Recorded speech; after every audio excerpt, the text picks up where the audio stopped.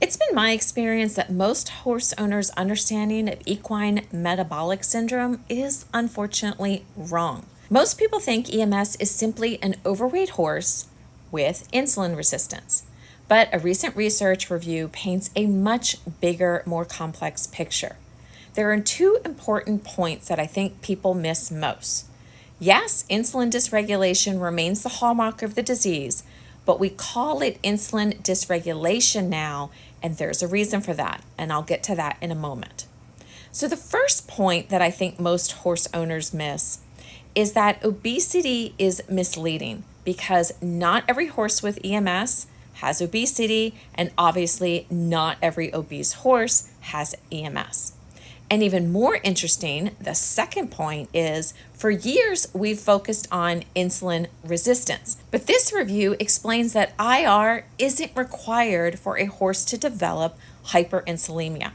And hyperinsulinemia is the problem, and it is the abnormality most closely associated with laminitis. In fact, researchers produce laminitis in healthy horses simply by maintaining a high insulin level. So, where is all that insulin coming from? The authors discussed growing evidence that the gut may be part of the answer.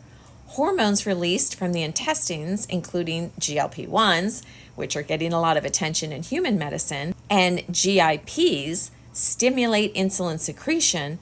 And one study found that the GLP-1 explained nearly 23% of the variation in insulin concentrations after horses consumed non-structural carbohydrates. But it doesn't stop there. The review also described evidence that the liver is affected in horses with EMS, showing increased oxidative stress, inflammation, fat accumulation, endoplasmic reticulum stress, and cell death. In other words, EMS just isn't a problem with the feet or problem with laminitis. And it isn't just a pancreas and insulin problem either. It's affecting multiple organs throughout the body. And they even discussed mitochondrial dysfunction, oxidative stress, and stem cell abnormalities in horses with EMS in this paper. And this all suggests that this disease reaches far beyond elevated insulin alone. And to me, that's the biggest takeaway that I get from this review. Because the more we learn about EMS, the more it looks like a whole body metabolic disease, not simply an overweight horse at risk for laminitis. And I think that's important because this whole body approach, like I teach at Hale and Hardy Horses, is the key to these complex diseases. We see this whole body approach working in human medicine, and now we see it working in equine medicine as well.